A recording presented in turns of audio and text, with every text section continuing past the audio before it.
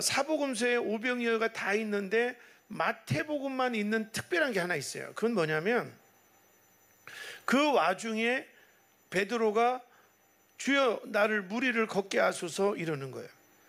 그래서 와라, 오늘 제목이 와라인데, 그래서 무리를 걸었어요. 그리고 나서 또 빠져들 때 예수님이 건져주고, 이게 마태복음만 있는 특별한 상황이에요. 이 상황을 통해서 우리 성도들이 신앙생활의 4단계를 구분할 텐데, 우리가 신앙생활을 어떻게 하는가에 대해서 은혜가 있기를 축원합니다. 오늘 큰 은혜 받읍시다. 주의 이름으로 축복합니다. 첫 번째는 뭐냐면 노젓는 신앙이에요. 노젓는 신앙. 그러니까 지금 예수님이 제자들을 구원하러 왔음에도 불구하고 백성들은 계속 노를 젓는 거예요. 살아보려고. 그래, 이런 거죠. 주일날 교회 와서 예배 드리면서도 하나님을 신뢰하고 하나님의 살아계심을 의지하진 않고 그저 돈이 많아야 행복해, 내가 목표한 것은 이루어져야 돼, 그냥 길을 쓰고 노젓는데 에너지를 다 쏟는 거죠. 길과 진리와 생명이신 예수님이 다가오는데 나는 노만 젓는 거예요. 사업만 잘 되면, 결혼만 잘하면, 우리 애가 이번에 합격만 하면 노를 젓는 거죠. 이 노를 젓는 인생은요, 고통이 따라요. 두 가지. 첫째는 뭐냐면 육신의 고통이 있어요. 얼마나 힘들어요. 그 풍랑이 일어나는데 노를 저으니까. 또 두 번째는 정신적인 고통이 있어요. 노를 젓다 보니까 예수님을 예수로 알지 못하고 유령으로 보는 거죠. 그래서 첫 번째 우리가 꼭 기억할 것은, 따라서요, 노젓는 인생은 아니다. 왜 노젓는 인생이 되냐면 하나님을 몰라서 그래요. 예수님이 우리를 구원하러 오시는데 그 예수님을 몰라보는 거예요. 그러니까 노만 젓는 거예요. 성경에서도요, 하나님을 알지 못해서 당하는 고난이 너무 많은 거예요. 여러분, 교회 왜 다니세요? 하나님을 더 알기 위해 다니셔야 돼요. 하나님을 알면 알수록, 어떤 사람은 핸드폰을 전화 받고 문자만 보내지만 요즘 젊은 친구들은 거의 컴퓨터처럼 쓰잖아요. 알면 알수록 더 풍성해지는 거예요. 하나님을 알기를 축원합니다. 사도행전 3장 17절 한번 보실까요? 사도행전 3장 10절 같이 한번 읽습니다. 시작. 형제들아, 너희가 알지 못하여서 그리하였으며 너희 관리들도 그리한 줄 아노라. 아멘. 예수님 당시에 종교 지도자라고 하는 사람들이 예수님을 모함하고 예수님을 못 받고 예수님을 죽였어요. 왜 그랬을까요? 그 사람들이 잔인한 사람이었나요? 그 사람들이 정말로 인격이 문제가 있었나요? 그게 아니에요. 알지 못했어요. 이분이 메시아인 거를, 이분이 우리를 구원할 구세주인 거를 알지 못했어요. 그러니까 그런 행동을 한 거예요. 왜 교회 다니면서도 노만 젓고 있냐 이 말이죠. 기쁨도 하나도 없고 감사도 없고, 이거 합격하면 다음 거 합격하고, 이거 돈 챙기면 다음 거 챙기고, 그냥 죽으라고 노만 젓는데 마음에 평안은 없어요. 왜? 하나님을 모르니까. 그래서 사도 바울이 왜 그들이 그런 일을 했는가? 그 관리들이 알지 못했다. 우리 하나님을 알기를 축원합니다. 호세아 4장 6절에 보면은요, 호세아 4장 6절 한번 보실까요? 같이 읽습니다. 시작. 내 백성이 지식이 없음으로 망하는도다. 내가 지식을 버렸으니 나도 너를 버려 내 제사장이 되지 못하게 할 것이요, 내가 내 하나님의 율법을 잊었으니 나도 내 자녀들을 잊어버리리라. 아멘. 하나님이 안타깝게 말씀하는 거예요. 내 백성이 망하는데, 그 망하는 이유가 사업이 잘못돼서 망하지 않고, 직장을 잃어서 망하지 않고, 암에 걸려서 망하는 것이 아니라 하나님에 대한 지식이 없어서 망한다, 그렇게 말하는 거예요. 여러분, 내가 지금 뭐 사업이 어려움이 있다, 또 가정에 어려움이 있다, 이거 별 문제 아니에요. 하나님은 베드로를 무리를 걷게 하시는 분이에요. 아멘. 무리를 걷게 하는 분이에요. 홍해를 가르시는 분이에요. 요단강을 가르시는 분이에요. 그거 뭐 사업이 좀 안 된다, 당장 불편하지만 심각한 건 아니에요. 근데 왜 망하느냐? 내 백성이 하나님을 알지 못해서, 지식이 없어서. 그럼 뒤집어 얘기하면 하나님을 알면 물 위를 걷는 축복된 인생이 될 줄로 믿습니다. 할렐루야. 디모데전서 1장 13절 한번 보실까요? 디모데전서 1장 13절 같이 읽습니다. 시작. 내가 전에는 비방자요 박해자요 폭행자였으나 도리어 긍휼을 입은 것은 내가 믿지 아니할 때에 알지 못하고 행하였음이라. 아멘. 사도 바울이 자기를 돌아보는 거예요. 그 돌아보니까 어이가 없는 거예요. 예수 믿는 사람들을 만나는 사람마다 두드러 패고, 예수 믿는 사람들을 다 옥에 가두고, 심지어는 스데반 집사를 돌로 쳐서 죽일 때 그 뒤에서 조조한 사람이 사도 바울이에요. 그러니까 사도 바울이 자기를 돌아볼 때 어머나 세상에 이게 말이 되냐? 예수님은 우리를 구원하러 십자가 지러 오신 분인데 내가 예수를 알지 못했기 때문에 예수 믿는 사람은 옥에 가두고 예수 믿는 사람은 두드러 패고 예수 믿는 사람들은 다 죽였구나. 사도 바울이 회개하는 거예요. 왜 이런 엉터리 짓을 했느냐? 예수님을 알지 못하니까. 우리 인생의 문제는 뭐냐면 지금 우리나라 경제가 어렵고 지금 뭐 러시아 우크라이나 사태 때문에 미국의 금리가 인하되고 막 인상되고 막 이런 게 문제가 아니라 하나님을 알지 못하는 거죠. 하나님을 알면 길이 있어요. 하나님을 알면 해답이 있어요. 여러분, 고난이 올수록 노젓지 말고 이 문제 어떻게 해결하지? 고난이 올수록 노젓지 말고 누구한테 의지하지? 그러지 말고 여러분, 큐티와 예배와 기도와 말씀과 찬양을 통해서 하나님을 가까이 하시기를 축원합니다. 주의 이름으로 축복합니다. 하나님을 알면 그 속에 답이 있어요. 하나님을 알면 그 속에 진리가 있어요. 노젓지 마세요. 힘들다고 그냥 막 사람들 만나서 푸념하고 힘들다고 이 사람 저 사람 만나서 도와달라고 그러고 노젓지 마세요.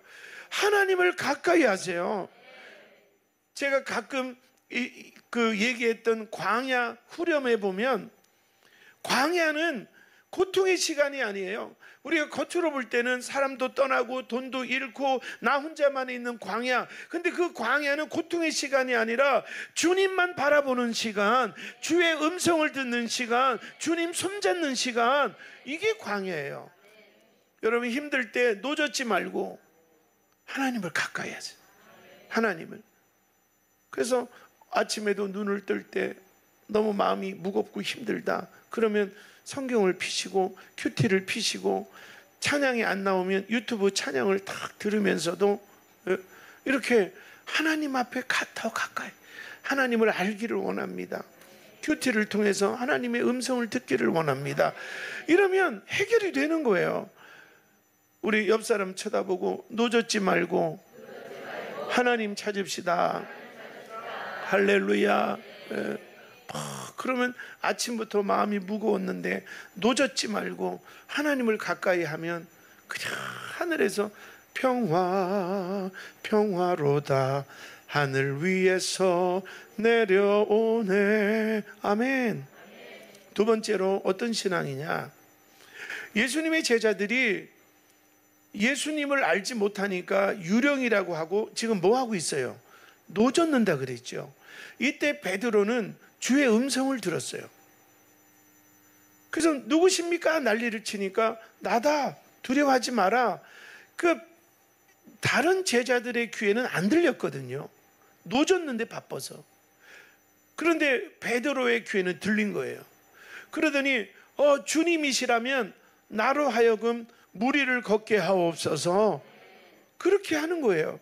그리고 정말 배에서 뛰어내렸어요. 이게 무슨 신앙이냐? 주님께 맡기는 신앙이에요. 주님께 맡기는 신앙. 여러분, 그 당시에 풍랑이 일어나서 배가 끼우뚱 하지만 유일하게 살기 위해서는 배에 있어야 되는 거예요. 배에서 내려오면 안 돼요. 흔들려도 배에 있어야 돼요. 이게 우리 본능이에요. 그 배가 뭐예요? 이성이에요. 이성. 내가 아무리 생각해도 이거라도 붙잡아야 된다. 나의 이성, 인간의 생각, 이 배를 못 떠나는 거예요. 또 하나는 뭐예요? 합리화요. 그래, 기도도 좋지만 기도한다고 뭐가 생겨? 그래, 상식적으로 생각해봐. 이성의 세계, 합리화의 세계, 그리고 논리의 세계, 경험의 세계, 그게 흔들리는데도 그걸 못 벗어나는 거예요. 내가 상식적으로 생각해봐. 기도한다고 해결돼? 내 경험에 의하면 교회 다닌다고 다 부자 되는 거 아니야. 그리고 이성이 발동하는 거예요. 인본주의가 발동하는 거예요. 아무리 생각해도 그건 답이 아닌 것 같아. 다 이러고 있는 거예요. 이성의 흔들리는 배에, 합리화의 배에, 경험의 배에, 논리의 배에, 상식의 배에. 그런데 이런 이성과 논리와 합리화를 다 뒤로 하고 베드로는 무리를 뛰어들었어요. 이성을 초월해서, 상식을 초월해서, 경험을 초월해서 하나님 앞에 맡긴 거예요. 여러분, 하나님께 맡겨야 됩니다. 여러분 인생 하나님께 맡기세요. 하나님께 맡기면 답이 있어요. 할렐루야, 할렐루야. 크게 외칩니다. 하나님께 맡기자. 아멘. 베드로전서 5장 7절에 보면 우리 같이 한번 볼까요? 시작. 너희 염려를 다 주께 맡기라. 이는 그가 너희를 돌보심이라. 내가 염려를 가지고 노젓지 말고 어떡하지 하지 말고 예배하고 말씀 보고 집에서 잠깐이라도 기도하고 찬양하면서 내 상식, 논리, 합리와 내 경험 이런 흔들리는 배에 멀미하면서 있지 말고 하나님께 맡기라는 거예요. 뛰어들라는 거예요. 은혜의 세계에, 성령의 세계에, 말씀의 세계에 망망한 물이지만 뛰어들라는 거예요. 너희 염려를 주께 맡기라. 그러면 너희를 돌보시리라. 맡기면 하나님이 돌보신다잖아요. 맡기면. 할렐루야. 제가 몇 번 얘기했죠. 옛날 목욕탕 가면 뭐가 써 있다고요? 맡기시지 않은 물건은 책임지지 않습니다. 주인 백 이렇게 써 있죠. 하나님께 맡기세요. 노젓지 말고 어떡하지 막 전전긍긍하지 말고 하나님께 맡기세요. 지금 내가 어차피 흔들리는 인생인데 그거를 이성과 논리와 합리화와 경험과 상식에 흔들리면서도 거기 있지 말고 과감해 죽으면 죽으리다고 하나님께 인생을 맡기세요. 로마서 12장 19절에 보면 로마서 19장 19절 시작. 내 사랑하는 자들아 너희가 친히 원수를 갚지 말고 하나님의 진노하심에 맡기라. 기록되었으되 원수 갚는 것이 내게 있으니 내가 갚으리라고 주께서 말씀하시니라. 아멘. 말씀을 아멘으로 받습니다. 그러니까 내 마음속에 뭔가 불편한 사람이 있어요. 내 마음에 어떤 때는 원수 같은 사람이 있어요. 근데 그거를 내가 노저으면 안 돼요. 언젠가 내가 말이야 두고 봐라 내가 말이야 노저으면 안 돼요. 맡기라는 거예요.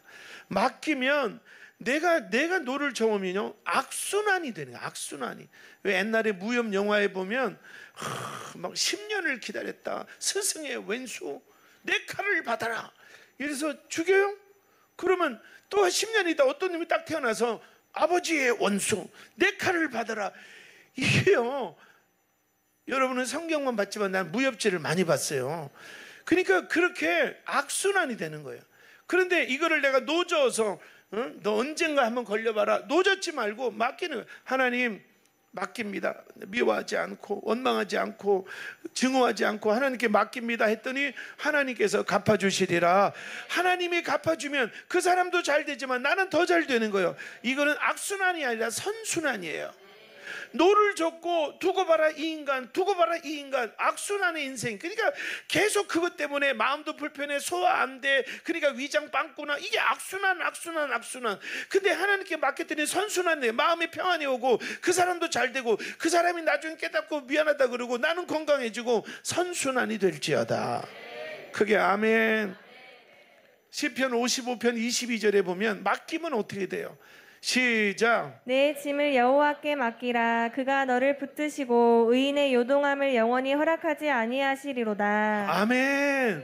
못 맡기고 여기 배를 타고 있으면 내 상식에 머무르고 이성에 머무르고 합리화에 머무르면 계속 흔들리는 거예요. 계속 흔들리는 거예요. 그런데 하나님께 딱 맡겼더니 하나님이 요동치 않게 하리라.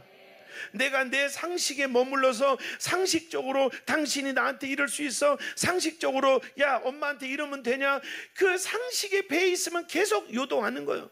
그런데 이거를 하나님께 맡겼더니 요동치 않으리라. 맡기세요. 우리 한번 따라할까요? 하나님께 맡깁니다. 예, 할렐루야. 여러분 남편 어떻게 할 거예요? 그러면 맡긴 사람은 바가지 긁어 안 긁어? 손톱 세워 안 세워? 그리고 또 집에 와서 또 발톱을 핥길라. 예? 맡기라 이거, 맡겨. 예? 여러분의 미래 어떻게 할 거예요? 그럼 맡긴 사람은 걱정해요 안 해요? 안 하죠. 여러분 마음에 평안이 있기를 축원합니다.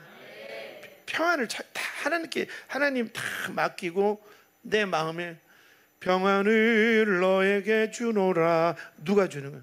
세상이 줄 수 없는 그거잖아요. 세상이 알 수도 없는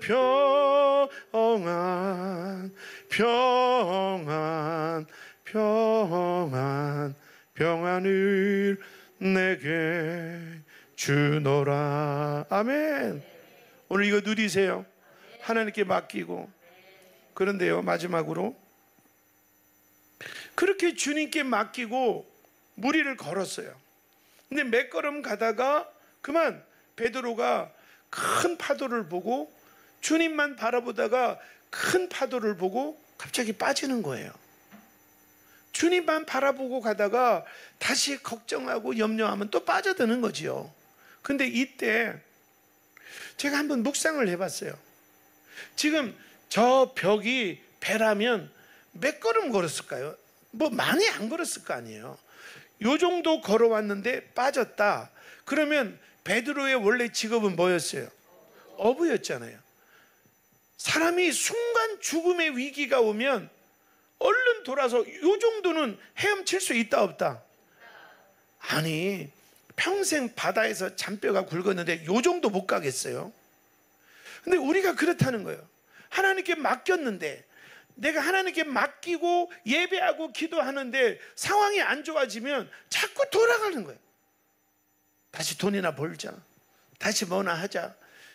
이스라엘 백성들이 애굽에서 나왔는데 그 애굽에서 나온 다음에 조금만 어려우면 애굽으로 돌아가자 그러잖아요. 근데 베드로는요, 뭐 요 정도밖에 안 되니까, 빠져드니까 아이고 막 아무리 파도가 있어도 평생 그 바다에서 잔뼈가 굵은 분이 그 정도 못 가겠어요? 근데 베드로는 그러지 않아요. 끝까지 주여 도와주소서. 저는 이거를 굳이 쉽게 우리 신앙생활로 표현할 때 저는 이런 단어로 정리했으면 좋겠어요. 매달리는 인생. 예. 맡기고 그 다음에는 매달려야 돼요. 하나님께 맡깁니다 그래놓고 또 돌아가는 거예요. 걱정으로 돌아가고, 하나님께 맡깁니다 그리고 또 불안으로 돌아가고 이러면 안 돼요. 하나님께 맡겼으면 죽으면 죽으리라 하고 매달려야 돼요. 할렐루야. 여러분, 하나님께 맡기고 매달리기를 주의 이름으로 축원합니다.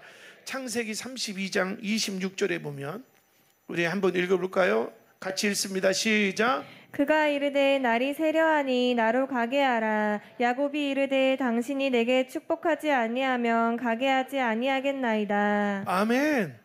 야곱이 형을 속이고 아버지를 속이고 삼촌 라반 집으로 가서 거기서 이제 20년 있다가 하나님이 돌아가라 그래서 부인 넷 데리고 자녀 데리고 많은 짐승과 종들을 데리고 돌아와요. 근데 돌아오는데 소식이 들리는 거예요. 자기를 속였던 형이 화가 나서 장정만 군사를, 아니 요셉 하나 잡는데 400명을 동원해서 기다리고 있는 거예요. 지금 요셉 너 한번 보자, 내가 가만두나 보자, 뭐 그렇게 고상하게 했겠어요? 내가 죽여버리겠다 이러면서 400명의 군사를 끌고 온 거예요. 이 야곱이가 얼마나 불안해요. 그러니까 4명의 아내와 아이들 다 먼저 보내고 종들도 보내고, 그리고 그 온갖 양떼 뭐 소떼 이런 거 다 보내고 혼자 야복나루에 있는 거죠. 그때 야곱이 뭘 해요? 천사와 씨름하는 거예요. 천사와 씨름하는 거예요. 밤새 나를 축복해달라고. 나 내일이면 죽으니까. 군사 400명이 나를 잡으면 막 좀 잔인하게 표현하면 찢어 죽을 정도로 얼마나 무서워요. 나를 축복해달라고 막 매달리는. 새벽이 되니까 하나님의 천사가 뭐라 그래요? 날이 밝아서 나 가야 된다. 너 알아? 저를 축복해달라고 안 놓는 거예요. 매달리는 거예요. 그러니까 환도, 이 엉덩이 밑에 있는 뼈를 탁 치니까 이 불구가 돼요. 그러니까 이게 다리 힘이 있어야 버티지. 이게 쩔룩거리는 거예요. 그런데도 불구하고 매달리는 거예요. 그러니까 천사가 네 이름이 뭐냐? 야곱입니다. 속이는 자. 오늘부터 너의 이름을 이스라엘이라고 하라. 하나님과 겨루어 이겼고 너는 은혜로운 자, 복받은 자다. 할렐루야. 매달린 거예요. 매달린 거예요. 그리고 그 다음날 쩔룩쩔룩 하면서 자기를 죽이려고 군대 400명과 함께 몰려온 형 에서를 만나러 갔는데요. 근데 그 에서가 야곱을 보자마자 끌어안는 거예요. 그리고 그 사냥꾼 얼굴이 붉고 보기만 해도 얼굴이 무서운 그 에서가 끌어안더니 펑펑 우는 거예요.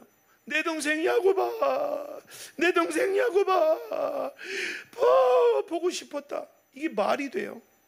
펑펑 우는 거예요. 에서가 울었다니까요. 야곱이 아니라. 내 동생 야곱아, 야곱아. 그러고는 뭐라고 해요? 지난날에 서운했던 거 다 씻어지는 거예요. 다 씻어지는 거예요. 그리고 끌어안고 울면서 이렇게 말해요. 내가 땅이 넓으니까 야곱아, 여기서 우리 같이 살래? 같이 살래? 물론 야곱이 형의 트라우마가 있는가? 예, 제가 어디 좀 갔다 오겠습니다 하고 떠나긴 했지만 매달리니까, 무리를 걷는 베드로처럼 매달리니까 하나님이 역사하시는 거예요. 사랑하는 성도 여러분, 하나님께 맡기시고, 그리고 맡겼는데도 상황이 좀 잘 안 풀린다고 또 다시 이성의 세계로 흔들리는 그 배, 합리적 세계로, 논리의 세계로 빠지지 말고 매달리세요. 사무엘상 1장에 보면 한나가 나와요. 한나는 자녀가 없어요. 근데 분인 나는 자녀가 있으니까 여인의 입장에서 매일 그 자녀를 보는 게 내 속이 천불이 나고, 나는 아무것도 아닌 것 같고, 나는 여자 구실도 못하는 것 같고, 나는 이 집안에 필요도 없는 것 같고, 나는 아무짝에 쓸모없는 것 같고, 한번 꼬리를 물으면 사정없이 꼬리를 무는 거예요. 그때 한나가 노를 저었다면, 나는 아무짝에 쓸모없어, 나는 노력해도 안 돼, 나는 아무도 인정 안 해줘, 나는 누가 나라 같은 여자를 사랑할까, 계속 노를 저었다면 그는 끝난 거예요. 근데 하나님께 맡기고 매달리기 시작해요. 얼마나 간절하게 울면서, 하나님 저에게도 자녀를 주세요. 하나님 저에게도 자녀를 주세요.